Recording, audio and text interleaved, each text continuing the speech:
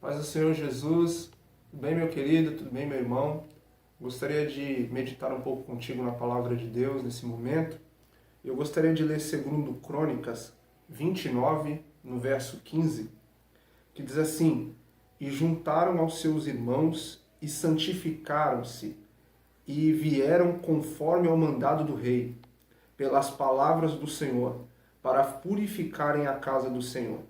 E os sacerdotes entraram na casa do Senhor para a purificar, e tiraram para fora ao pátio da casa do Senhor toda a imundícia que acharam no templo do Senhor. E os levitas a tomaram para levarem para fora ao ribeiro de Cedron. O nosso tema, dessa meditação é posicionamento para a comunhão. É bem interessante que a história de Israel, ela nos fala de períodos de altos e baixos. A história de Israel está estabelecida através de ciclos.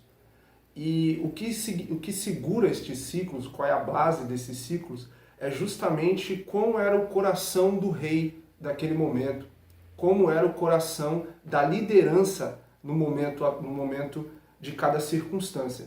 O interessante, meus irmãos, é que houveram reis muito bons, mas uma boa parte foram reis muito maus. E quando os reis eram maus, e ser mau significa estar distante de Deus, eram homens que prezavam os seus próprios objetivos, os seus próprios desejos, o seu próprio ego, e se distanciavam da vontade de Deus. E quando isso acontecia, o povo pagava por essa situação. Mas quando nós vemos nesse momento, nesse capítulo, nós podemos aprender sobre a história de um rei que quis se posicionar de uma maneira diferente. Ele resolveu trazer o povo de volta para Deus. Então, nesse texto que nós lemos, Ezequias ele vai dando ordem para que tudo aquilo que os outros reis antes dele haviam desviado do caminho da verdade, das orientações de Deus, ele pudesse agora trazer de volta para Deus. Então eles começam a limpar o templo, eles começam a tirar os falsos deuses, eles começam a adorar a Deus, eles começam a reconhecer as suas falhas diante de Deus, e Ezequias vai abrir um marco na história do povo de Deus, porque as batalhas que eles haviam perdido agora começam a se tornar vitórias, porque eles começam a se aproximar do Senhor.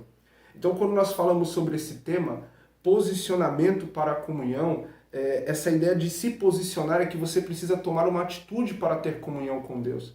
A comunhão com Deus, ela não nasce do acaso, mas a comunhão com Deus tem uma base em uma atitude de santidade e de um desejo de querer estar próximo de Deus. Tá certo, meus irmãos? Então eu gostaria que você pensasse, meditasse sobre esse tema, como você pode melhorar a sua comunhão com Deus, o que você precisa tomar de atitude para que a sua comunhão com Deus melhore. Amém? Então eu gostaria de orar com vocês. Senhor nosso Deus, nosso Pai, nós te agradecemos por esse momento, ó Deus, que nós podemos refletir na Tua Palavra.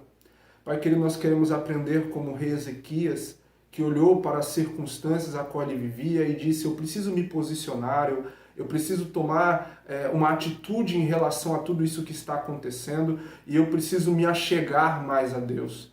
Pai, ajude os meus irmãos, ó Deus, diante dessa reflexão da Sua Palavra, a lembrarem nesse momento, a meditarem nesse momento, naquilo que eles possam estar desviando de uma comunhão contigo, ó Deus. E que eles possam hoje, nesse momento que eles estão refletindo na Tua Palavra, tomar uma decisão de quem sabe muitos pensando: eu preciso orar um pouco mais, eu preciso me santificar um pouco mais, eu preciso jejuar um pouco mais, eu preciso ler a Palavra um pouco mais. Pai querido, vai trazendo a esses irmãos aquilo que é necessidade, Senhor, no relacionamento contigo, Pai. Em nome de Jesus, nós te agradecemos, ó Deus. Amém. Amém, queridos.